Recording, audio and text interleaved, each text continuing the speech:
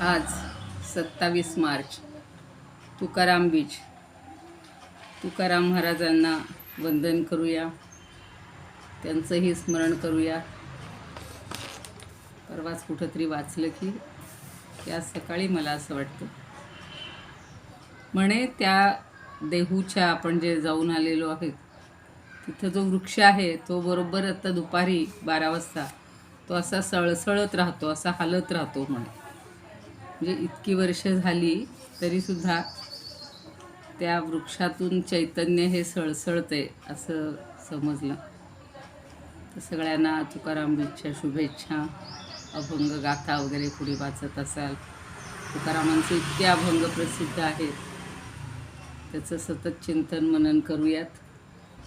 आज आता काल 20-21 श्लोक घेतले होते, आज 22 सुरू करूयात. वसुदेवसुतं देवं कंसचाणूरमर्दनं देवकी परमानन्दं कृष्णं वन्दे जगद्गुरुं. गुरुर्ब्रह्मा गुरुर्विष्णु गुरुर्देवो महेश्वरः गुरुः साक्षात् परब्रह्म तस्मै श्रीगुरवे नमः.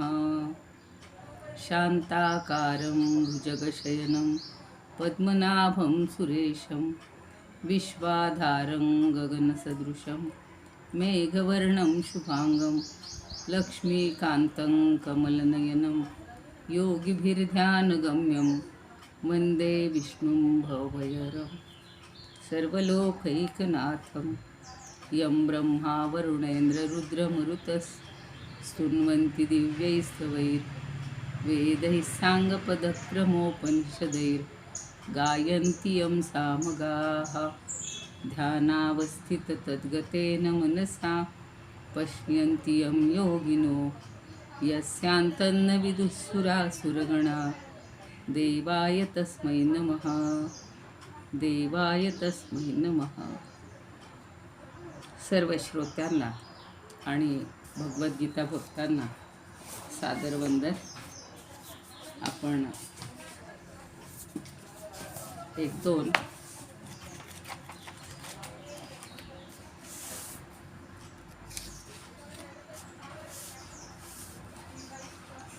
दोन तुकारामांचे भक्त अभंग जेवढे आता समोर आहेत तेवढे म्हणते. त्यांचा सगळ्यात आवडीचा तर आपल्याला सगळ्यांना माहिती आहे, आनंदाचे डोही आनंद तरंग, आनंदाचे डोही आनंद तरंग, आनंदाची अंग आनंदाची अंग, आनंदाचे डोही आनंद तरंग. कालच पाहिलं आपण की या सगळ्या संतांनी सुख मागितलेलंच नाही, सुख जरी त्यांच्या समोर आलं तरी त्यांना परतवून लावलेलं आहे, आणि दुःखाची तर त्यामुळे त्यांच्याकडं काही हेच नाही, तमाच नाही आहे. म्हणून तुकाराम महाराज कीर्तनामध्ये कसे रंगत होते त्याच्याबद्दल थोडंसं सांगते. कीर्तनाचे सुखी सुखी होय देव, पंढरीचा राव संगी असे, भक्त गाय सदा हरी कीर्ती गान, त्यासवे अनंत हिंडतसे.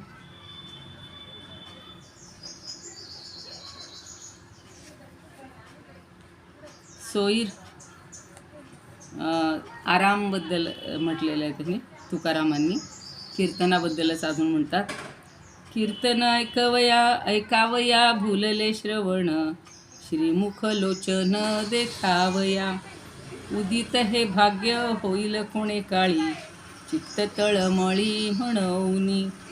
कीर्तन सांग होय अंग हरी रूप, प्रेमे छंदे नाचे डोले हरपले देहभान. त्यांचं देहभान हे यातच हरपून जात होतं. कीर्तनाची गोडी देव निवडी आपण, कोणी म्हारे अधिकारी त्यासे हरी देईल, कोणी म्हारे अधिकारी त्यासी हरी देईल. त्या तुकाराम गाथा एवढी मोठी आहे, त्याच्यातलं आपण जेवढं वाचू किंवा जेवढं शोधू तेवढं कमीच आहे. त्यांचं आयुष्य तर कसं गेलं आहे सगळ्यांना माहिती आहे, खडतरही गेलेलं आहे, पण त्यांनी त्या दुःखाची कधी तमाच बाळगलेली नव्हती. तर तसं आपल्याला होता आलं पाहिजे की दुःखापासून निवृत्ती, म्हणजे सुखापासून निवृत्ती, मग दुःखही त्याचं काहीच जाणवत नाही. काल 21 श्लोक झाले होते. अर्जुनानं विचारले की कैही लिंगैही त्रीन गुणान एतान अतितहा भवती. म्हणजे हे 3 गुण ओलांडल्यानंतर किंवा 3 गुणांच्या पलीकडे गेल्यानंतर त्या माणसाच्या कोणत्या खुणा असतात किंवा कोणती लक्षणं असतात आणि त्याचं आचरण कसं असतं, त्याचा आचार कसा असतो, हे मला कोणत्या उपायाने पलीकडं जाता येतं ते सांगा.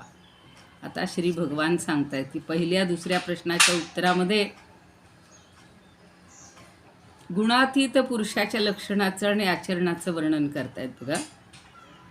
पहिल्यांदा प्रश्न विचारलेला आहे की त्याची लक्षणं सांगा, आणि दुसरं विचारले त्याचे आचार सांगा, आणि कोणत्या उपायानं पलीकडे जातो हे नंतर सांगणार आहेत.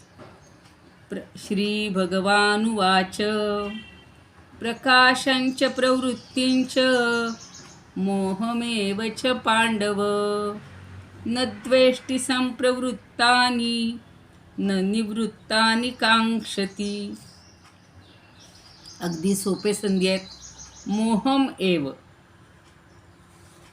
एवढा एकच आहे, मोहम एव, बाकी सगळे सुटे सुटे शब्द आहेत. आता त्याची माणसाची प्रवृत्ती किंवा त्याची कशी वृत्ती असते तर प्रकाशम, प्रकाश म्हणजे ज्ञानाचा प्रकाश. अंतःकरण आणि इंद्रिय यांच्यामधला आळस सगळा नाहीसा होऊन एक प्रकारचं चैतन्य येतं, त्याला प्रकाश असं म्हणलेलं आहे. म्हणून त्यांनी पहिलंच वाक्य बोलले प्रकाशांच, म्हणजे सत्वगुणाचं कार्यरूप जे आहे ते प्रकाश, आणि प्रवृत्ती रजोगुणाचं कार्यरूप आहे ती प्रवृत्ती. असं निवांतही बसलेलं नसतो तो, प्रवृत्ती पण आहे त्याच्या ठिकाणी. तसंच मोहम एवच, तमोगुणाचं जे कार्य आहे ते आहे मोह. आता मोह म्हणजे काय, आपण रोज शिकतोय तमोगुणाचं. निद्रा आणि आळस वाढल्यामुळं इंद्रियातील चेतना शक्तीचा लय होण्याला मोह असं म्हणलेलं आहे. तर या मोह या गोष्टी प्राप्त झाल्या असता, हे काहीही प्राप्त होऊ देत तरी तो काय करतो, संप्रवृत्तानी. संप्रवृत्तानी म्हणजे त्या प्रवृत्त झाल्यावर, म्हणजे रजोगुण सत्वगुणाचा प्रकाश प्राप्त झाल्यावर, रजोगुणामुळं कार्याकडं प्रवृत्ती झाल्यावर, आणि तमोगुणामुळं मोहाकडे मोह प्राप्त झाल्यावर न द्वेष्टी, तो द्वेष करत नाही. च निवृत्तानी न कांक्षती, म्हणजे ते आले म्हणून द्वेष नाही, आणि निवृत्त म्हणजे ते निघून गेल्यावर, निवृत्त झाल्यावर न कांक्षती, पुन्हा त्याची अपेक्षा ठेवत नाही. किती दोन्ही गोष्टी सोप्या सांगितल्यात, पण आपल्याला त्या आचरणात आणायला आपल्या दृष्टीनं त्या कठीण वाटतील. माणसाला छान सगळं सत्वगुणामुळं चांगलं मिळायला लागलं, ज्ञानाचा प्रकाश आला, चैतन्य आपल्या शरीरात असेल तर ते आपल्याला हवंसंच वाटणार नाही का, पण त्याचीही तो अपेक्षा करत नाही. आणि आळसात राहण्यापेक्षा रजोगुणाचा प्रभाव झाला आणि सतत कार्यमग्न राहायला मिळालं तरी माणसाला हवंच असतं. आणि ते जर नाही मिळालं तर मात्र रुखरुख लागतं, किंवा आपल्या शरीरातलं इंद्रियातलं चैतन्य कमी व्हायला लागलं की आपल्याला असं डलनेस वाटतो, काही नको वाटतं. पण ते गेलं म्हणूनही दुःख नाही आणि आलं म्हणूनही त्याचा आनंद नाही. आणि तमोगुणाचं तर काय विचारूच नका. म्हणजे तमोगुणामुळे ही निद्रा, आळस, मोह आला तरी सुद्धा त्याचीही तो पर्वा करत नाही, आणि निघून गेले तरी पुन्हा यावं म्हणून त्याची अपेक्षा करत नाही. असं या सगळ्या लक्षणांचं, म्हणजे त्याची लक्षणं कशी आहेत ही पहिल्यांदा सांगितलं. आणि कशाचीच इच्छा न करणं हे महत्त्वाचं आहे.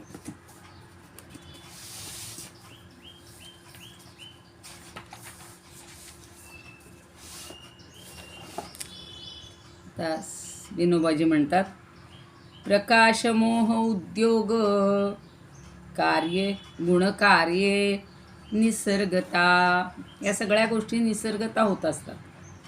पावता न करी खेद न धरी आस लोपता. 12वा अध्याय आपण पाहिले. सुखाने हुरळ म्हणजे सुख आलं दुःख आलं सगळं समान मानतो तो, द्वंद्वरहित होतो. तसंच इथं सांगितलेलं की पावता न करी खेद न धरी आस लोपता. आता तुकाराम महाराज काय म्हणतात, आज तुकाराम महाराजांचं जरा समजून घेऊया. बोले मेघ वर्णकांती मेघ गभीर गिरे प्रती. गिरा म्हणजे वाणी, किती छान वापरलाय शब्द बघा. बोले मेघवर्ण कांती. त्या भगवंताची कांती कशी आहे, मेघश्याम म्हणतात की नाही, तसं मेघवर्ण कांती, मेघाच्या वर्णाची कांती ज्यांची आहे, असे कसे बोलतात, मेघ गंभीर गिरे प्रती.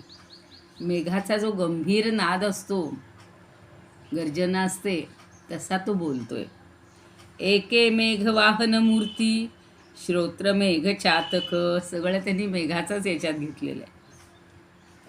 ऐके ऐके मेघ वाहन मूर्ती श्रोत्र मेघ चातक. आता हे ऐकतोय कोण, तर ज्यानं मेघालाच वाहन केलेलं आहे, म्हणजे जो वायूच्या गतीनं चालतो असा. आणि श्रोत्रांनासुद्धा श्रोत्ररूपी मेघ हाच जणू काही त्याचा चातक बनलेला आहे. ऐकण्यासाठी अगदी चातकाच्या ह्यानी तो उत्सुक आहे. चातक काय करतो हो, मेघ दिसला की खुश होतो आणि आपलं चोच उघडूनच ठेवतो. पाणी पडलं रे पडलं की फक्त तो मेघातलं पाणी पितो. किती आश्चर्य आहे त्याचं. अशी कल्पना आहे, कोणी पाहिलं आहे का मला माहिती नाही. आणि जेणे प्रकाशे प्रवृत्ती मोह सत्वादिका स्थिती. जी लक्षणे धरीमती प्रवृत्ती कर्मीन द्वेष. निवृत्ती ते अपेक्षिना ऐसी निश्चळ कल्पना. तुका म्हणे मग अर्जुना पुन्हा बोले गोविंदू. पुन्हा गोविंद अजून सांगणार आहे. हा एका श्लोकात 2च भाग सांगितलेले, की त्याच्या ठिकाणी काय काय उत्पन्न झालं तरी त्याची तो पर्वा करत नाही, आलं तरी त्याच्याबद्दल ओढ नाही, आणि गेलं तरी पुन्हा त्याच्याबद्दल खंत नाही.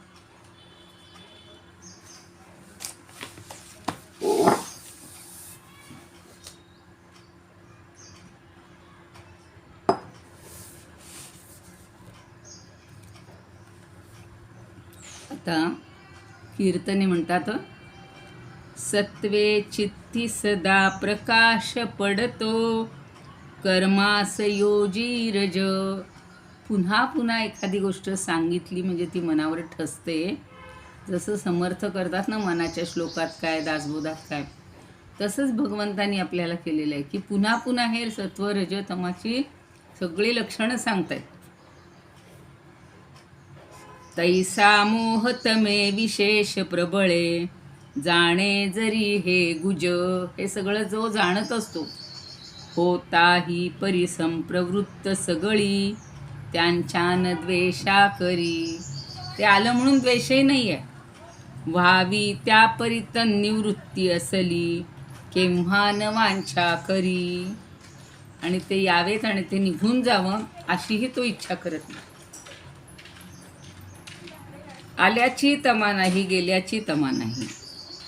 अनंत तनय म्हणतात, विमोह पावो ज्ञान मिळवा प्रवृत्ती येवो साची. द्वेष न करीतो विनष्ट होता करीन इच्छा त्यांची. तसं मारुलकर म्हणतात, ज्ञानची कर्म ज्ञानाही त्रिगुणांची जी तिन्ही अशी कार्ये. ज्ञानची कर्म ज्ञाना म्हणजे तो अवग्रह आहे, अज्ञान असं शब्द म्हणायचं त्यांना. ज्ञानाची कर्म अज्ञानाही, त्रिगुणांची जी तिन्ही अशी कार्ये, जो न द्वेषी येता जाता इच्छीन पांडवा स्थैर्ये. पण त्याला स्थैर्याचीच अपेक्षा आहे. म्हणजे त्याचा द्वेषही करत नाही, त्याची आशाही धरत नाही आणि द्वेषही करत नाही, फक्त तो स्थिर असतो. खैर म्हणतात, अज्ञान ज्ञान तृष्णा, त्रिगुणातून येत या जरी वृत्ती. अज्ञान ज्ञान तृष्णा, त्रिगुणातून येत या जरी वृत्ती. हर्षनसे आल्याचा, गेल्याची ही मुळेच नाकंती. हे सोपं सांगितलं त्यांनी. हर्षनये नसे आल्याचा, गेल्याची ही मुळीच नाकंती. आपलं त्याच्या उलट असतं. आलं की आनंद होतो सामान्य माणसाला, आणि गेल्याची खंत वाटत राहते, ती वाटून घ्यायची नाही. अगदी स्थितप्रज्ञ. दुसरा अध्याय आणि ह्या 14व्यातलं बरंचसं साम्य आहे बघा. 12व्यातही तसंच सांगितलेलं आहे.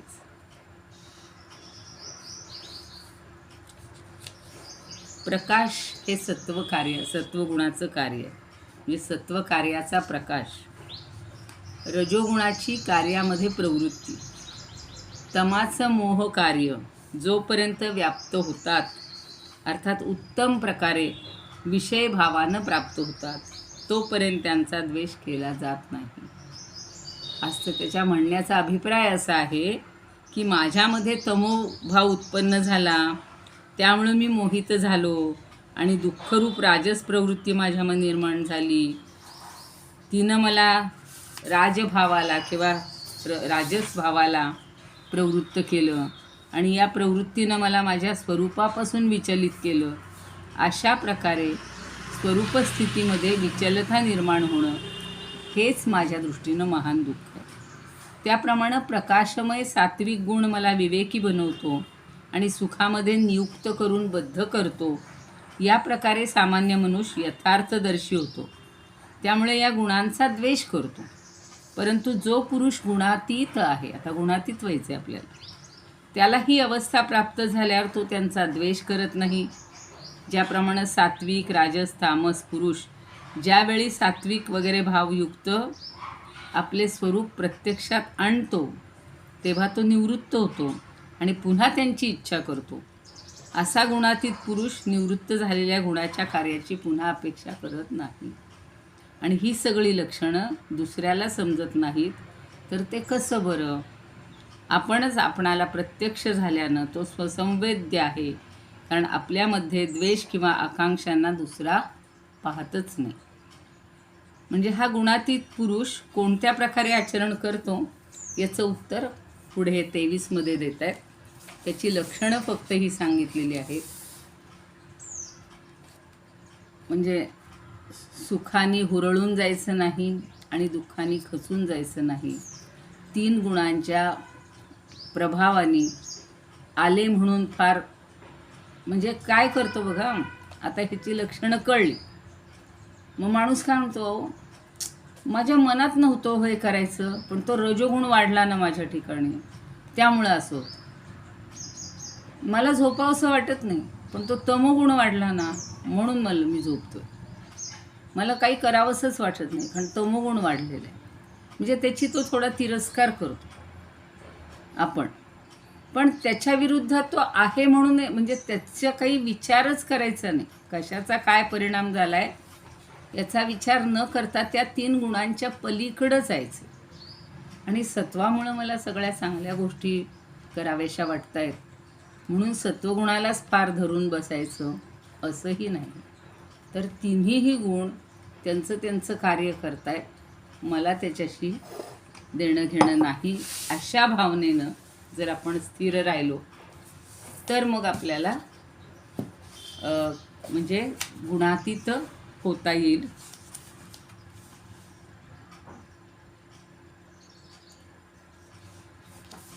स्थितप्रज्ञाचेच ओव्या ज्या ज्ञानदेवांच्या आहेत, त्या सहज मला आठवल्यात म्हणून सांगते.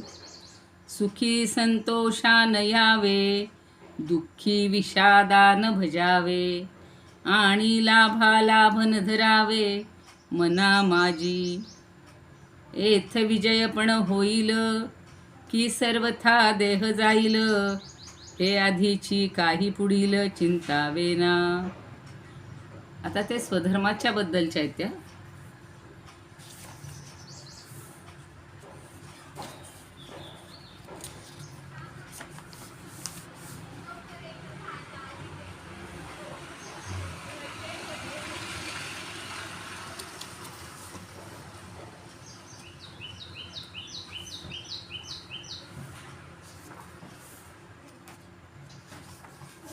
ठीक आहे, पुढचा श्लोक घेऊयात आपण.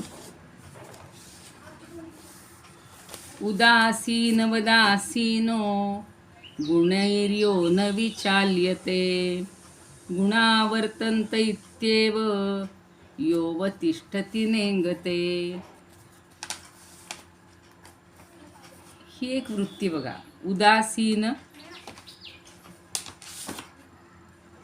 उदासीनवत आणि आसीन असा संधी आहे तिथला.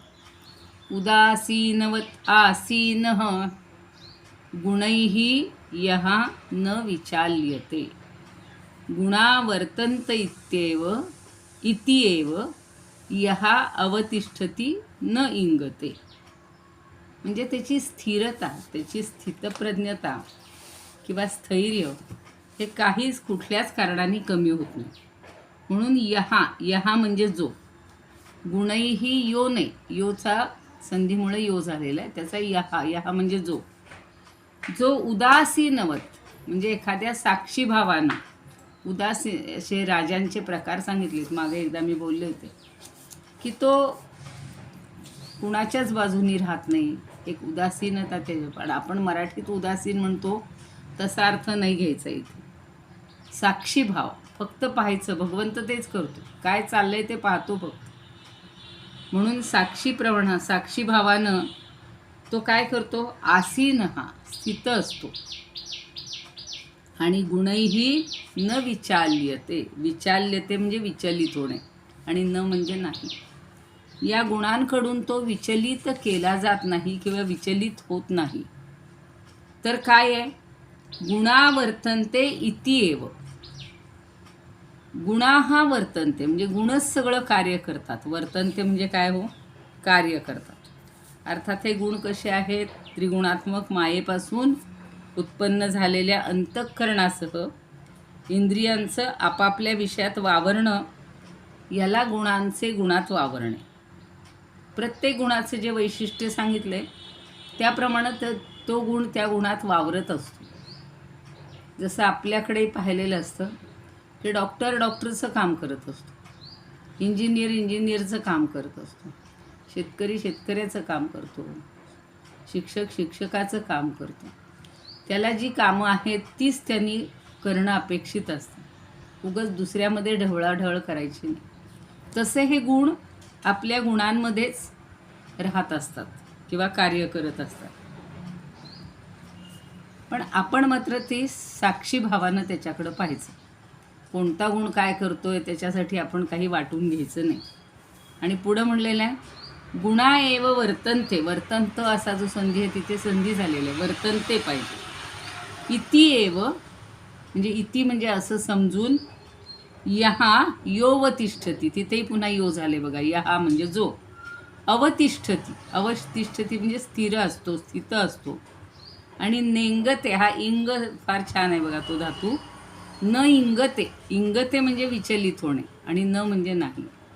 तो कधीही विचलित होत नाही, ढळत नाही. म्हणजे परमात्म्यामध्ये एकरूप झाला, सच्चिदानंद घन परमात्म्यात तो एकरूप झाला, स्थित झाला की या गुणांचं काही चालू देत, आम्हाला त्याच्याशी देणं घेणं काही नाही. तो कधीही विचलित होत नाही. तो स्थितप्रज्ञासारखा म्हणजे स्थितच असतो, शांत असतो.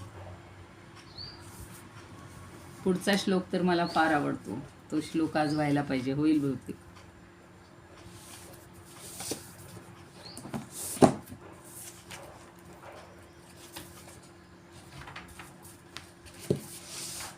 राहे जसा उदासीन गुणांनी जो न चाळवे त्यांचाची खेळ जाणूनी न डोले लेश मात्रही. आपल्या घरातही असं काही वेळेला चालतं. बरं ठीक आहे, आधी बघूया हे तुकाराम महाराज काय म्हणतात.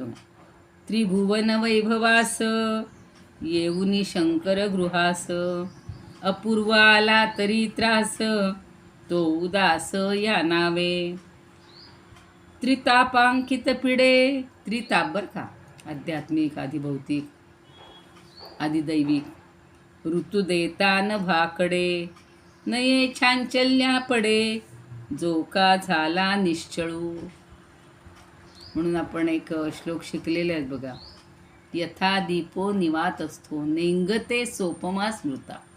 तिथे नेंगते हा शब्द वापरलेला आहे की शांत जागेत जिथं वारा लागणार नाही अशा जागी जर आपण दिवा ठेवला तर तो अजिबात त्याची दिव्याची ज्योत हालचाल करत नाही. वाऱ्याने ती कधी कधी अशी हे होत असते, थरथर होत असते, विचलित होत असते, पण ज्या ठिकाणी वाराच नाही त्या ठिकाणी ती शांत राहते. तसा हा गुणातीत मनुष्य स्थित असतो, शांत असतो. ऋतू देता न भाकडे नये चांचल्या पडे जो का झाला निश्चळू गुणवर्तिते हे ऐसे. हे के न धरी मानसे स्वतः कर्तव्य तानसे काही न करी या लागी कडकडाटे गेला वारा. रुख नवचे सांडुनी थारा किंवा मेरू पांडुकुमरा काय लेखितो तुका. तिकडं तो मेरू पर्वतावरही काही हालचाल होवो किंवा काही हो तो कशामुळेच कडकडाट झाला. वाऱ्याचा जोराचा वारा आला आणि अगदी मेरू पर्वताला सुद्धा त्याने हे लावून सोडलं तरी याच्या मनात, या गुणातीताच्या मनात काहीच खळबळ होत नाही. ते गुण त्यांचं कार्य करतायत असंच तो एक तटस्थ, ते आपण म्हणतो ना त्रयस्थ भावाने, आपल्याशी त्याचा काही संबंध नाही असं कधी कधी दाखवतात ना लोक की आमचा काही त्यांच्याशी संबंध नाही. कालच त्या महाराजांनी एक उदाहरण सांगितलं, तुम्ही ऐकलं असेल की शेजाऱ्यांमध्ये काहीतरी झालं, घटना घडली असेल आधी पोलीस इन्क्वायरी, पोलीस आले असतील. त्या पोलीस म्हणतात बुवा शेजारी आहे यांना जरा विचारावं, काय हो तुम्हाला काही माहिती आहे का यांच्या. हां, आमचा काही त्यांचा संबंध नाही बघा, फक्त ते शेजारीच एवढंच. म्हणजे काही जर बालंट यायचं म्हणलं की आपण त्या शेजाऱ्यापासून अगदी पटकून राहतो. तसा हा जरा बाजूलाच राहतो. ते तिघांचं काही चालू दे, मी काही त्याच्याशी लिप्त नाही किंवा मी अलिप्तच आहे. वामन पंडित म्हणतात, असे उदासीन जसा नव्हे चंचळ जो गुणी गुणवर्तती हे ऐसे पावे काही न जो करी. आणि गुण वर्ततातच, ज्याचं आहे तसं. आता बघा वर्गामध्ये सुद्धा सगळ्या प्रकारची मुलं असतात. मग शिक्षकांनी जर सारखाच त्रास करून घ्यायचा ठरवलं तर चालेल का हो? नाही. कारण एखादा चंचल असतो, एखादा बडबड्या असतो, एखादा खोड्या काढणारा असतो, एखादा शांत असतो, अभ्यासू असतो. सगळ्यांना शिकवण्याचं काम शिक्षकांनी करायचे आणि ज्याच्यातला जो दुर्गुण असेल तो आपण शक्यतो प्रयत्न करून तो कमी करण्याचा प्रयत्न करतो. पण काही लोक असे असतात, चालू देत त्यांचं चालू दे, आम्ही आमचं शिकवणं चालू ठेवणार.